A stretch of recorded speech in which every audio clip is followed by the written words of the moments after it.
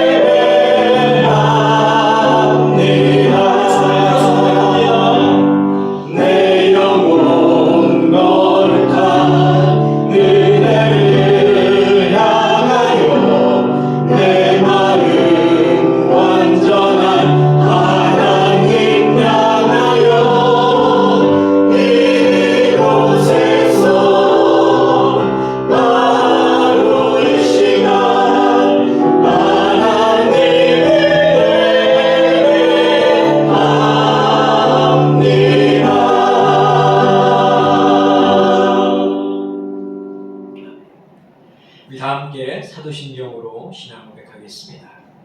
나는 전능하신 아버지 하나님 천지의 창조주를 믿습니다. 나는 그의 유일하신 아들 우리 주 예수 그리스도를 믿습니다. 그는 성령으로 잉태되어 동정녀 마리아에게서 나시고 본디오 빌라도에게 고난을 받아 십자가에 못 박혀 죽으시고 장사된 지 사흘 만에 죽은 자 가운데서 다시 살아나셨으며 하늘에 오르시어 전능하신 아버지 하나님 우편에 앉아 계시다가 거기로부터 살아있는 자와 죽은 자를 심판하러 오십니다. 나는 성령을 믿으며 거룩한 공교회와 성도의 교제와 죄를 용서받는 것과 몸의 부활과 영생을 믿습니다. 아멘.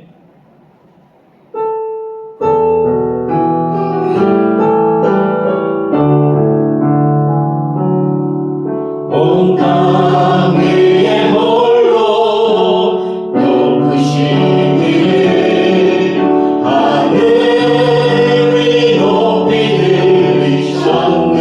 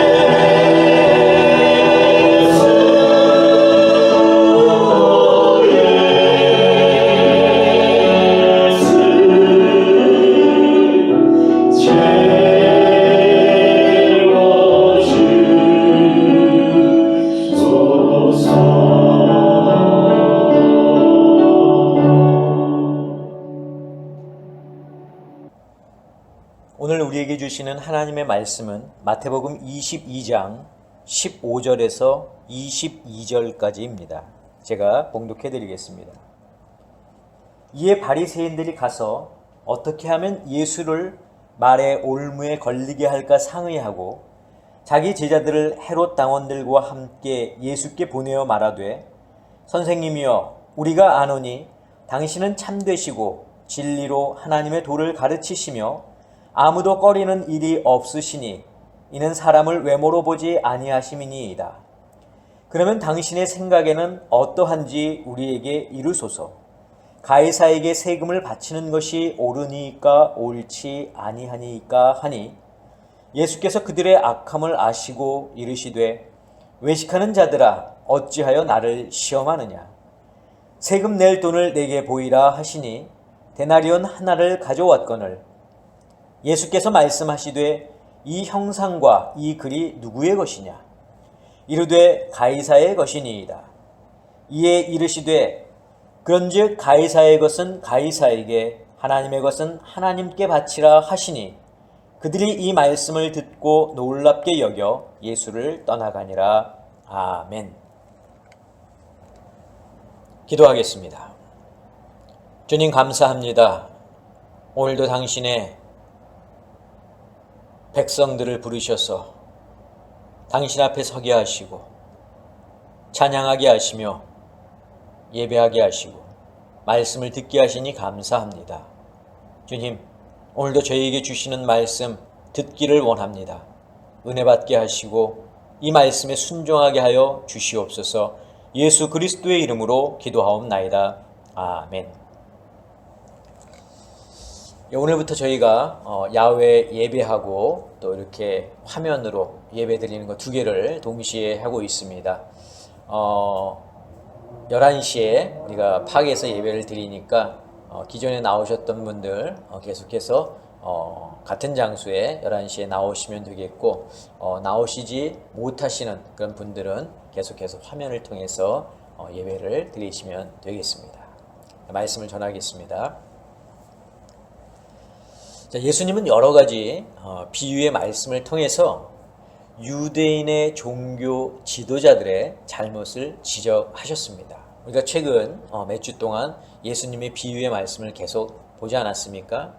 포도원 품꾼의 비유를 통해서 먼저 된 자들이 나중되고 나중된 자들이 먼저 될 것이다 이 말씀을 하시면서 바로 먼저 된 자들이 너희들이라 이렇게 예수님이 말씀하시는 것을 우리가 알 수가 있습니다. 자, 또 두 아들의 비유에서 아버지가 첫째 아들에게 이야기하죠. 얘야 오늘 포도원에 가서 일을 좀 하거라. 근데 첫째 아들이 어떻게 했습니까? 예 아버지 가서 일하겠습니다 대답하고는 가지 않았다는 거죠. 자, 여기서 바로 첫째 그 아들을 예수님은 누구로 이야기하고 있습니까? 이 종교 지도자들이라고 이야기를 하고 있습니다. 포도원 농부의 비유에서도 이 농부들이 포도원 주인의 종들과 아들을 죽이지 않습니까? 또 혼인잔치의 비유에서도 초대받은 자들이 잔치에 참여하지 않았는데 그들 모두가 다 똑같이 너희들이다 이렇게 예수님께서 비유로 말씀을 하셨습니다. 자, 이 비유를 듣고 있던 종교 지도자들의 기분이 어땠을까요? 그들의 마음이 어땠을까요?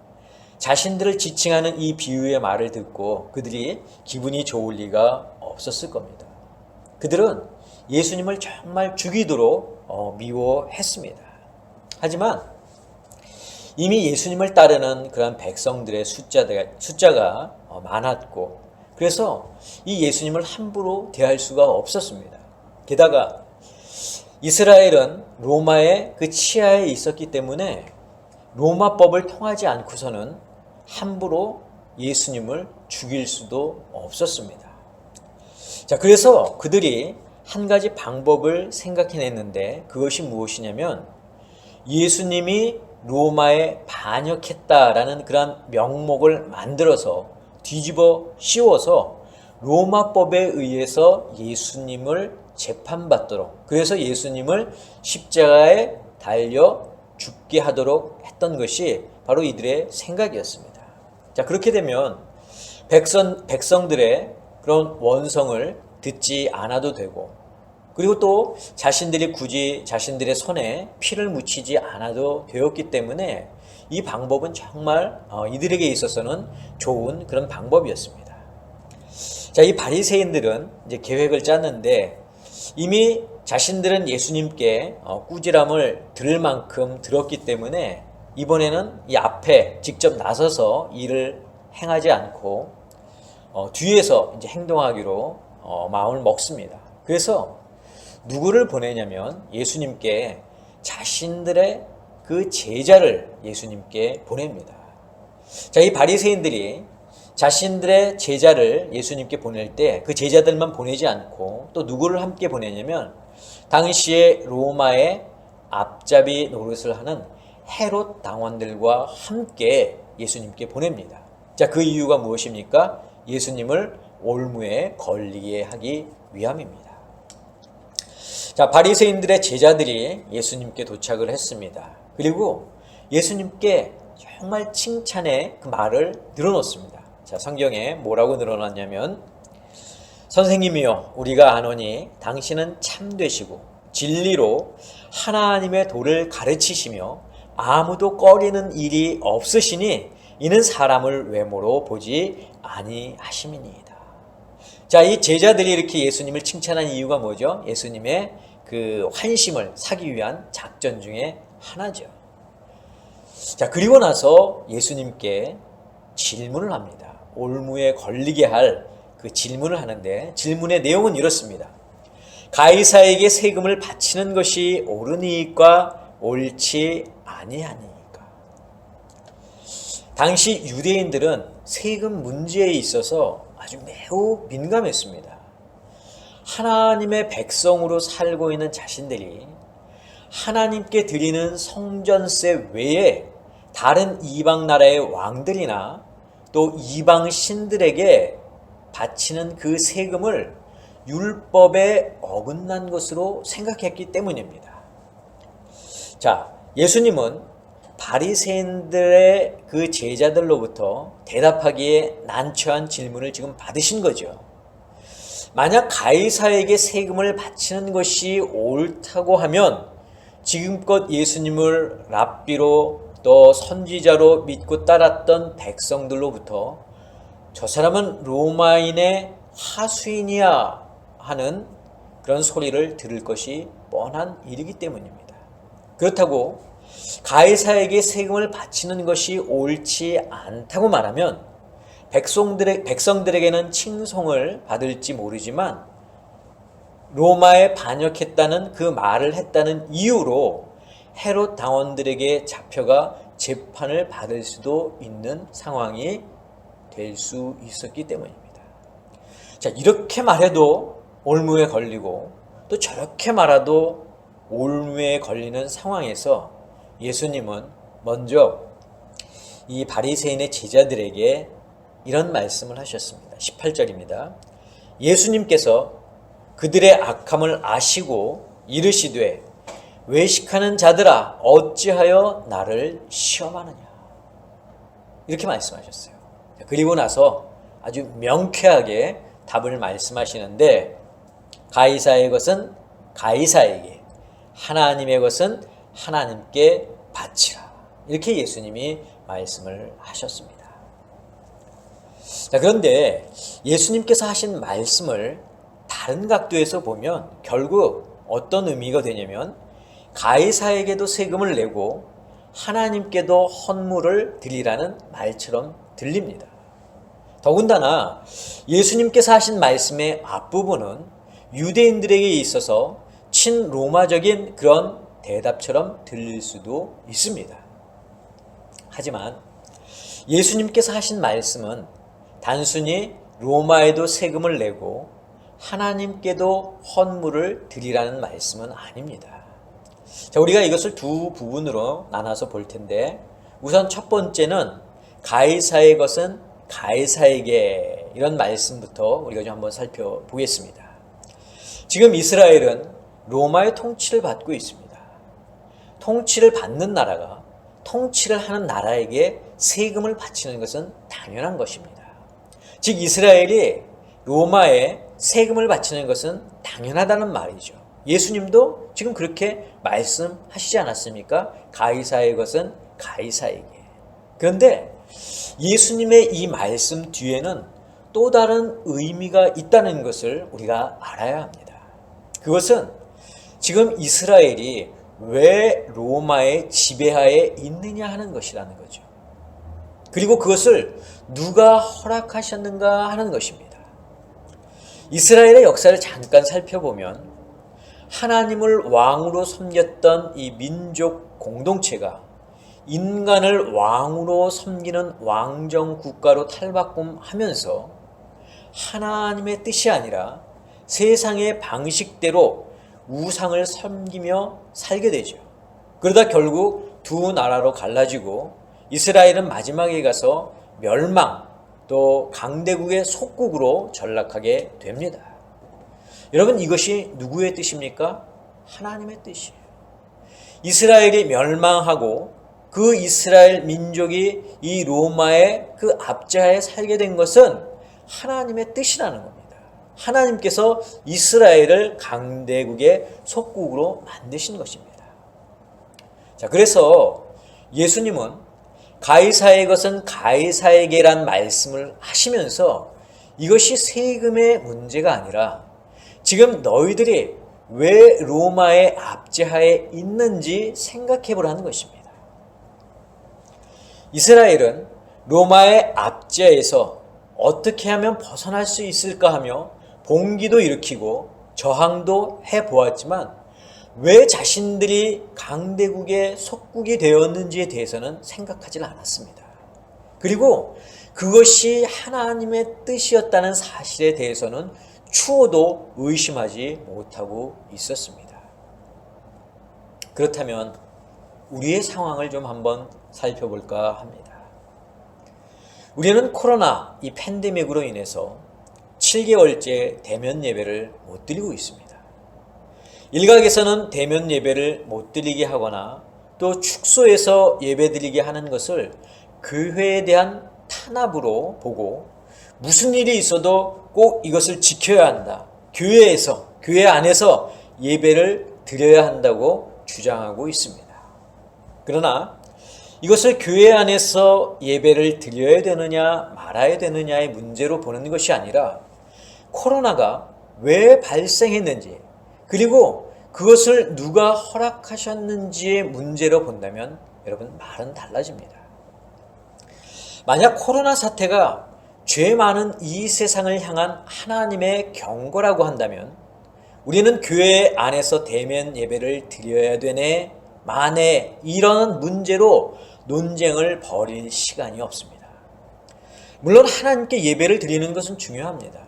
이것은 반드시 지켜져야 합니다. 하지만 죄가 가득한 마음을 가지고 하나님께 나아가 예배 드리는 것을 하나님이 과연 기뻐하시겠느냐 하는 것입니다. 내 속에는 악한 것이 가득한데 그 악한 마음을 가지고 우리가 하나님 앞에 나아가서 내가 마치 하나님의 선한 백성인 양 예배의 자리에 앉아 있다면 하나님께서 그것을 기뻐하실 리 있겠느냐 하는 겁니다. 예수님이 과연 그런 모습을 보면 뭐라 말씀하시겠습니까? 외식하는 자들이라 말씀하시겠죠. 외식은 나 자신의 죄를 가리는 데서부터 출발합니다. 유대 종교 지도자들은 자신의 기득권을 유지하기 위해서 불법을 수시로 일삼았던 자들입니다. 그러면서 가이사에게 세금 바치는 것은 하나님의 율법에 어긋난다고 가르쳤습니다. 자신들의 죄는 숨기면서 마치 자신들은 율법을 잘 지키고 있는 사람처럼 드러냈던 사람들이 바로 이 유대 종교 지도자들이었습니다. 어찌 보면 우리들도 그들처럼 세상에서 하나님의 말씀에 불순종하고 죄를 지으며 살면서 코로나 사태로 모일 수 없는 지금의 상황에서 예배는 반드시 교회에서 드려야 한다는 말로 나 자신이 하나님의 사람임을 내세우고 있지는 않은지 돌아볼 필요가 있습니다. 자, 두 번째로 하나님의 것은 하나님께라는 이 말씀을 좀 살펴보겠습니다. 오늘 본문을 보면 예수님을 올무에 걸리게 하려고 바리새인의 제자들이 와서 난처한 질문을 합니다. 그러나 예수님은 그들의 악한 마음을 이미 알고 계셨습니다. 그리고 그들을 향해서 외식하는 자들이다 이렇게 말씀하셨습니다. 자, 예수님께서 이들을 향해서 외식하는 자들이다 말씀하신 데에는 이유가 있습니다. 바리새인들은 로마에 세금 내는 것을 반대했던 자들이라고 말씀을 드렸죠. 그런데 그들은 하나님께 바쳐야 할 것도 하나님께 바치지 않았던 사람들입니다. 즉 바리새인들은 하나님에 대한 의무도 제대로 하지 않으면서 백성들에게는 하나님의 율법에 대한 충성심을 강조했던 사람들입니다. 예수님은 이들의 모습을 이미 알고 계셨습니다. 그래서 그들을 향해서 외식하는 자들이라고 말씀하신 것이기도 하고요. 애초부터 여러분 가이사의 것은 없습니다. 본래 세상의 모든 것은 다 하나님의 것입니다. 우리는 하나님의 것을 지금 사용하고 있는 겁니다. 우리는 헌금이라는 명목으로 내 것을 하나님께 드리는 것처럼 보이지만 사실은 그것도 원래는 하나님의 것입니다. 다시 말하면 세상에 내 것은 하나도 없고 모든 것이 다 하나님의 것이고 우리는 하나님의 것을 하나님께 드리고 있는 겁니다. 자, 하나님의 것이라 했을 때 일반적으로 사람들은 물질을 생각하는 경우가 많습니다. 그러나 하나님의 것은 꼭 물질만 이야기하는 것은 아닙니다. 하나님의 것에는 시간도 있고 또 하나님의 것에는 나의 육신도 포함된다는 것을 여러분들이 아셔야 됩니다. 이것이 바로 우리가 예배를 드릴 때 하나님의 시간을 비워두고 또 하나님께 예물을 드리고 하나님을 위해서 우리가 예배 시간에 봉사하는 이유가 바로 여기에 있는 것입니다. 하나님의 시간은 전적으로 하나님만을 위해서 사용해야 합니다. 하나님께 드릴 시간을 나의 개인적인 이유로 인해서 나를 위해서 사용한다면 그것은 잘못된 것입니다. 하나님께 드릴 물질도 마찬가지고 하나님을 위한 봉사도 마찬가지입니다. 시간도 물질도 봉사도 모두가 다 하나님을 위해서 사용해야지 그것이 나를 위해서 사용된다면 그것은 잘못 사용하고 있다는 것입니다.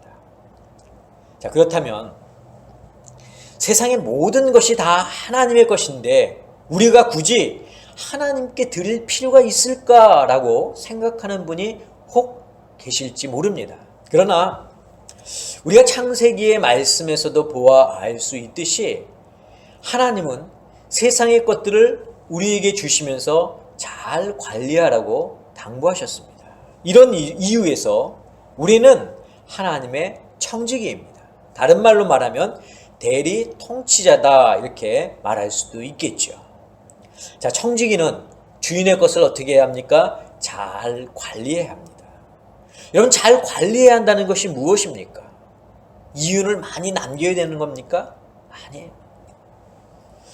하나님께서는 우리에게 원하시는 것이 있다면 이윤을 많이 남겨라 그것이 아닙니다. 얼마나 더 많은 것을 남겼느냐 이게 아니라는 거죠. 자, 하나님이 청지기인 우리에게 원하시는 것이 있다면 그것은 무엇입니까?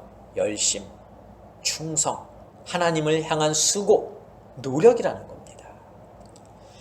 때로는 하나님을 향한 열심과 수고가 비방과 손해로 올 수도 있습니다. 하지만 하나님은 그러한 우리들의 수고, 그런 우리들의 열심을 높게 평가하신다는 것을 여러분들이 기억하시기를 바랍니다.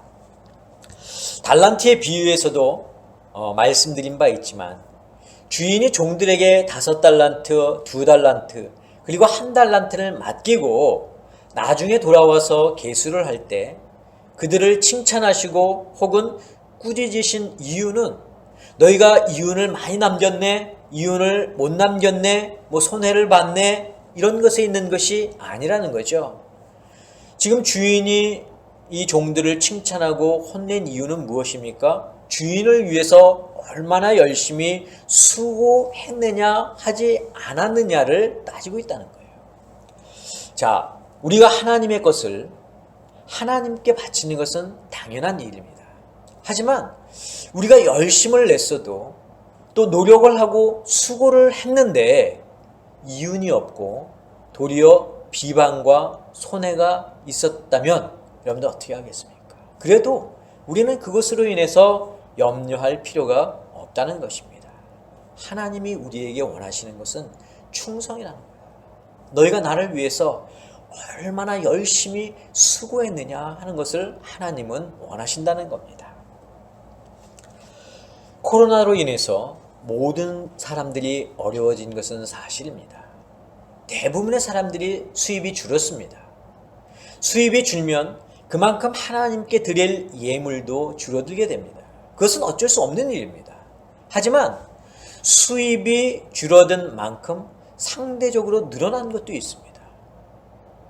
여러분, 상대적으로 늘어난 것이 무엇일까요? 한번 생각해 보세요. 여러분, 수입이 주는 대신 늘어난 것이 있는데 무엇이 늘어났습니까? 바로 시간이 늘어났습니다. 물론 하루가 24시간이기는 하지만 평소에 이 코로나가 있기 이전에 나에게 주어졌던 그 시간이 우리가 더 늘어난 것이 사실이지 않습니까? 그런데 우리는 늘어난 시간만큼 그 시간을 하나님께 드렸느냐 하는 거예요. 늘어난 시간만큼 그 시간을 우리가 하나님을 위해서 사용하고 있느냐 하는 말입니다.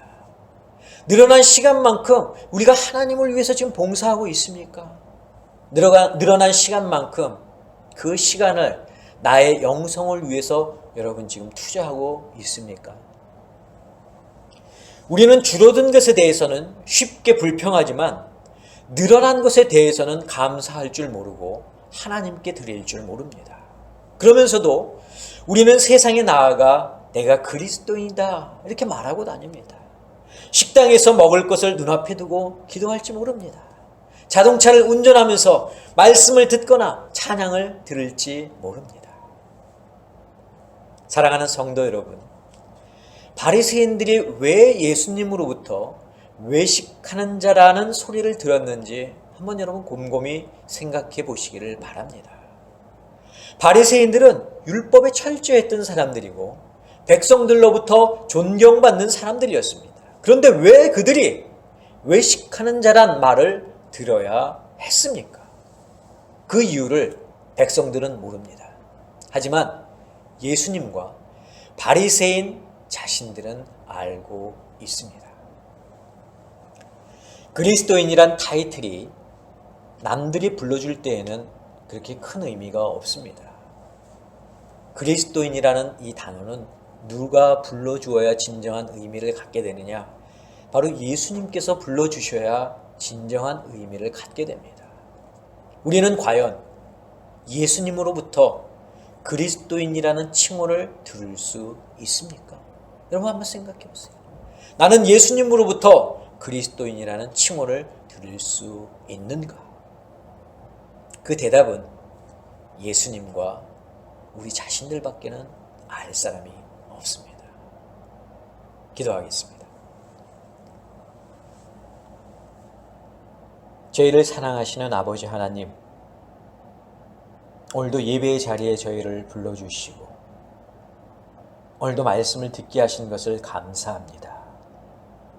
이 어려운 상황 속에서 우리가 진정으로 나의 뒤를 다시 한번 돌아볼 수 있는 계기가 될 수 있기를 원합니다.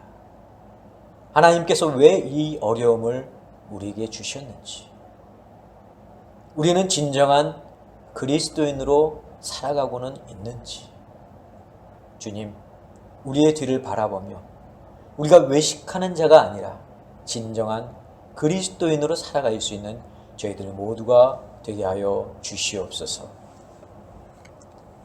이제는 우리 주 예수 그리스도의 은혜와 하나님의 그 크신 사랑하심과 성령님의 역사하심이 오늘 말씀을 듣고 깨달아 하나님의 진정한 그리스도인으로 살기를 다짐하는 사랑하는 당신의 성도들 머리 위에, 저희들의 가정 위에, 자녀들 위에, 건강 위에, 직장과 사업과 일터 위에 지금부터 영원까지 함께 하옵시기를 간절히 축원하옵나이다.